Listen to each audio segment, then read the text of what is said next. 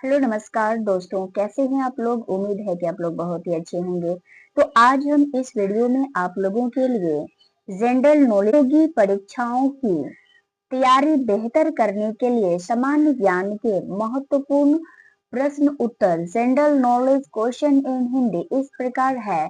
तो कि इस वीडियो में मैं आप लोगों को टॉप 50 जीके क्वेश्चंस बताने वाली हूँ उत्तर सहित। तो आप लोग इस वीडियो को शुरू से लेकर अंत तक जरूर देखिए।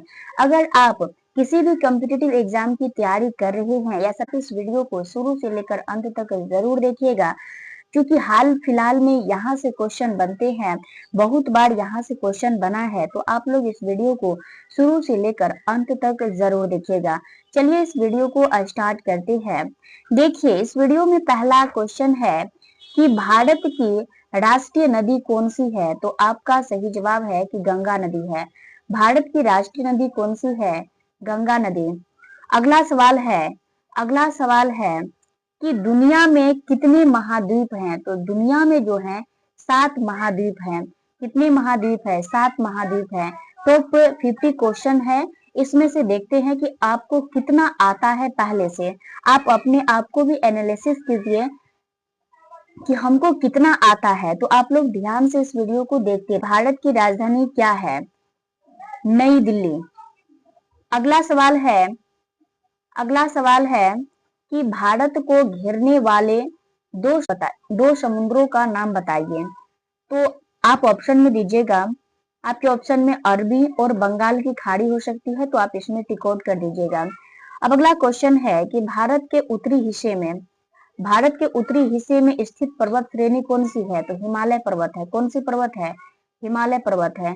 अगला क्वेश्चन, क्वेश्चन नंबर 6 है, दुनिया का सबसे गहरा महासागर कौन सा है। तो प्रशांत महासागर जो है दुनिया का सबसे गहरा महासागर है। अब अगला क्वेश्चन पे चलते हैं। अगला क्वेश्चन है कि पृथ्वी के मध्य में कौन सा अक्षांश गुजरता है। तो भूमध्य रेखा। कौन सा रेखा गुजरता है? तो भूमध्य रेखा। अब अगला क्वेश्चन है कि भारत किस महाद्वीप का हिस्सा है। एशिया महाद्वीप का हिस्सा है। अब अगला क्वेश्चन 8 है कि भारत का एकमात्र मरुस्थल कौन सा है। तो थार मरुस्थल जो कि राजस्थान में है। अगला है 9, दुनिया की सबसे ऊंची पर्वत चोटी कौन सी है। तो माउंट एवरेस्ट जो है दुनिया की सबसे ऊंची चोटी मानी जाती है, माउंट एवरेस्ट। अगला है कि मनुष्य कौन सा गैस श्वास में लेते हैं। तो ऑक्सीजन लेते हैं। अगला क्वेश्चन है, अगला क्वेश्चन है कि कौन सा ग्रह लाल ग्रह कहलाता है। तो मंगल ग्रह को लाल ग्रह कहते हैं। अगला क्वेश्चन है, अगला क्वेश्चन 12 है, सौर मंडल किस आकाश गंगा का हिस्सा है। तो मल्की वे आकाश गंगा क्या है? सौर मंडल किस आकाश गंगा का हिस्सा है। तो मल्की वे आकाश गंगा का जो है हिस्सा है। अगला सवाल है, हमारे राष्ट्रपिता कौन है। हमारे राष्ट्रपिता जो है महात्मा गांधी है। अब अगला क्वेश्चन पे चलते, भारत पर किसने शासन किया था। तो अंग्रेज ने शासन किया था। अगला प्रश्न है कि भारत को स्वतंत्रता कब मिली थी। 1947 ईस्वी को, 15 अगस्त 1947 ईस्वी को। अगला क्वेश्चन है कि भारत का सबसे बड़ा महान शासक कौन था। तो अशोक। कौन था? अशोक था। अगला सवाल है, अगला सवाल है कि सौर मंडल कितने ग्रह, सौर मंडल में कितने ग्रह हैं। तो 8 ग्रह हैं। सौर मंडल में कितने ग्रह हैं? 8 ग्रह है। अगला के कौन कौन से भाग होते हैं। तो जड़, तना, पत्ती, फल और फूल ये सब पौधे के भाग होते हैं। अब अगला सवाल है, अगला सवाल है, अब चलिए अगला सवाल है कि कौन सा अंग रक्त पंप करता है। तो हमारा जो दिल होता है वही क्या करता है। तो रक्त को पंप करता है पूरे शरीर में। अब अगला सवाल है, सवाल नंबर 20 है कि दिन में मुख्य प्रकाश का स्रोत क्या है। तो दिन में पूछे तो वो सूर्य हो जाता है, अगर रात में पूछे तो वो तारा हो जाता है, लेकिन चंद्रमा का अपना प्रकाश नहीं होता है। अगला है कि मनुष्य के पास कितनी किडनी होती है। तो मनुष्य के पास 2 किडनी होती है। कितनी किडनी होती है? तो 2 किडनी होती है। गणतंत्र दिवस कब मनाया जाता है। तो 26 जनवरी को। क्यों मनाते हैं? तो 26 जनवरी 1950 ईस्वी को जो है हमारा संविधान लागू हुआ था। इस दिन से हम गणतंत्र दिवस के रूप में सेलिब्रेट करते हैं 26 जनवरी को। अब चलते हैं, अगला क्वेश्चन है कि भारत के पहले प्रधानमंत्री कौन थे। सबसे पहले प्रधानमंत्री पंडित जवाहरलाल नेहरू थे।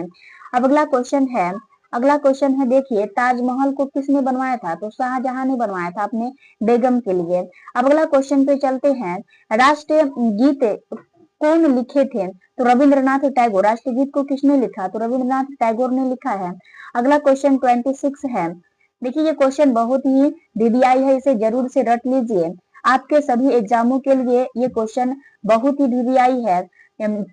अब है कि कौन सा जानवर जंगल का राजा कहलाता है? तो शेर जो है जंगल का राजा कहलाता है। अगला क्वेश्चन है कि भारत का राष्ट्रीय पशु कौन सा है? तो भारत का राष्ट्रीय पशु पूछे तो वो बाघ है। अब अगला क्वेश्चन पे चलते हैं।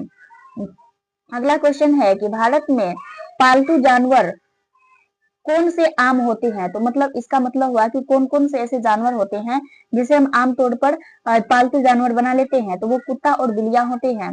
अब अगला क्वेश्चन पे चलते हैं। अगला क्वेश्चन जो है, कौन सा जानवर एक पैर से दूसरे पैर पर कूदता है? तो वो बंदर जो होता है एक पैर से दूसरे पैर पर जो होता है कूद जाता है। अगला क्वेश्चन है कि कौन सा जानवर लंबा होता है? तो जिराफ जो होता है वो बहुत बड़ा लंबा होता है। अगला क्वेश्चन है कि गाय क्या खाती है? तो गाय सभी जानते हैं कि घास खाती है। अगला क्वेश्चन है कि ऊन किस जानवर की त्वचा से बनता है? तो वो त्वचा से या रुई से जो होता है वो भेड़ के रुई से बनता है। क्या? तो ऊन। अब अगला क्वेश्चन है, अगला क्वेश्चन देखिए ये बहुत ही वीवीआई है। इसे बौद्ध धर्म की स्थापना किसने और कहाँ की थी? तो गौतम बुद्ध लुम्बिनी ने, जो कि वर्तमान में लुम्बिनी ने किया था, जो कि वर्तमान में अभी नेपाल में पड़ता है। अब अगला क्वेश्चन है, क्वेश्चन नंबर 34 है कि किस साम्राज्य को अशोक के स्तंभ और शिलालेखा के लिए जाना जाता है? तो मौर्य साम्राज्य को जो है अशोक स्तंभ और शिलालेखा के नाम से जाना जाता है। अब अगला क्वेश्चन है 35 नंबर क्वेश्चन है कि गुप्त वंश के प्रसिद्ध सम्राट जिन्हें भारतीय नेपोलियन के नाम से जाना जाता है कौन थे? तो वो चंद्रगुप्त मौर्य थे, जिसे सम्राट कहा जाता है। प्रसिद्ध सम्राट जो कि भारतीय नेपोलियन के नाम से जाने जाते थे, वो जो था वो चंद्रगुप्त था। कौन था? चंद्रगुप्त मौर्य। अब अगला क्वेश्चन है कि प्राचीन भारतीय ग्रंथों की अधिकांश सूचना किस भाषा में लिखी गई है? तो संस्कृत भाषा में लिखी गई है। प्राचीन भारतीय ग्रंथों की जितने भी अधिकांश रचनाएं थे वो किस में लिखे जाते थे? तो वो संस्कृत भाषा में लिखे जाते थे। अब अगला क्वेश्चन है, क्वेश्चन नंबर 37 है कि स्पष्ट दृष्टि के लिए न्यूनतम दूरी कितनी होती है? तो न्यूनतम दूरी जो होती है वो 25 सेंटीमीटर होती है। कितनी होती है? तो 25 सेंटीमीटर होती है। अगला क्वेश्चन है, देखिए अगला क्वेश्चन है कि समतल दर्पण की वक्रता त्रिज्या कितनी होती है? तो समतल दर्पण की वक्रता त्रिज्या जो होती है वो अनंत होती है। तो आप लोग इस वीडियो को अगर ये वीडियो आप लोगों को पसंद आ रहे हैं तो आप लोग इस वीडियो को जरूर से एक लाइक कर दीजिए और साथ ही बेल आइकन को भी प्रेस कर लीजिए, ताकि इस तरीके से प्रैक्टिस करने के लिए मैं और वीडियो आप लोगों के लिए अपलोड करती रहूं। जब भी मैं अपलोड करूंगी तो सबसे पहले इसका नोटिफिकेशन आप तक पहुंचे। तो आप इस चैनल से सदस्यता ले लीजिए और साथ ही बेल आइकन को भी प्रेस कर लीजिए। अब चलते हैं अगला क्वेश्चन पे चलते हैं। आइरिस के मध्य क्या है कि आइरिस के मध्य वाले छोटे छेद को क्या कहते हैं? तो आइरिस के जो मध्य होता है, आंख में जो आइरिस होता है उनके जो मध्य होता है, मध्य वाले छोटे छिद्र जो होते हैं उसे पुतली कहा जाता है। क्या कहा जाता है? पुतली कहा जाता है। अब आता है, मनुष्य के स्वस्थ आंखों का प्रतिबिंब कैसा होता कहाँ बनता है? देखिए मनुष्य के स्वस्थ आंख में प्रतिबिंब कहाँ बनता है? तो रेटिना पर बनता है। प्रतिबिंब कहाँ पे बनता है? तो रेटिना पर बनता है। अगला क्वेश्चन नंबर है 41 की फेदोमीटर। फेदोमीटर का उपयोग किसे मापने के लिए किया जाता है? तो फेदोमीटर का उपयोग जो है महासागर की गहराई मापने के लिए किया जाता है। फेदोमीटर फेदोमीटर फेदोमीटर क्या है? फेदोमीटर। महासागर की गहराई, ये भी क्वेश्चन आ सकता है कि महासागर की गहराई किस मीटर से मापी जाती है? तो आप याद रखिएगा फेदोमीटर से मापी जाती है। अगला क्वेश्चन है किसका दृष्टि, अब क्या है, किसका दृष्टि क्षेत्र सबसे अधिक बड़ा होता है? तो दृष्टि क्षेत्र जो देखे तो वो उत्तल दर्पण का दृष्टि क्षेत्र सबसे ज्यादा होता है। अगला क्वेश्चन है कि प्रकाश वर्ष किसकी माप करती है? तो प्रकाश वर्ष जो होती है वो दूरी को मापता है। अब अगला क्वेश्चन है कि लंबाई की सबसे छोटी माप क्या है? लंबाई की सबसे छोटी माप क्या है? तो फर्मीमीटर। फर्मीमीटर जो होती है लंबाई की सबसे छोटी माप होती है। अब अगला क्वेश्चन है कि क्वेश्चन नंबर 45 है कि कार्य करने की क्षमता को क्या कहते हैं? कार्य करने की क्षमता को ऊर्जा कहते हैं। अगला क्वेश्चन है फैराडे किसका माप है। फेराडे जो है धारिता को मापता है। फेराडे किसको मापता है? तो धारिता को मापता है।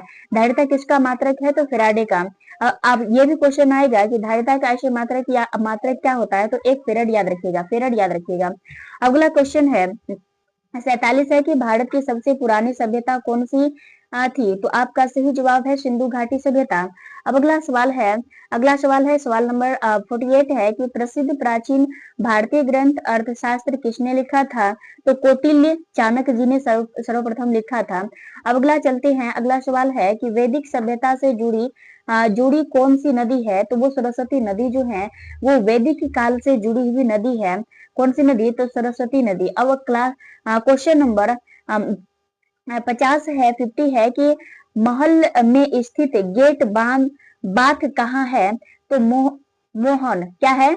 मोहन जोदड़ो सिंधु घाटी सभ्यता। क्या है? मोहन जोदड़ो सिंधु घाटी सभ्यता। अगला क्वेश्चन है क्वेश्चन नंबर 51 है, यानी कि इस क्लास का सबसे लास्ट क्वेश्चन है कि विश्व युद्ध के दौरान पहला परमाणु बम किस शहर पर गिराया गया था? तो आप याद रखिएगा सबसे पहले हिरोशिमा पर, उसके बाद जो कि जापान में पड़ता है, जो कि कहाँ पे पड़ता है? हिरोशिमा जो है जापान में पड़ता है।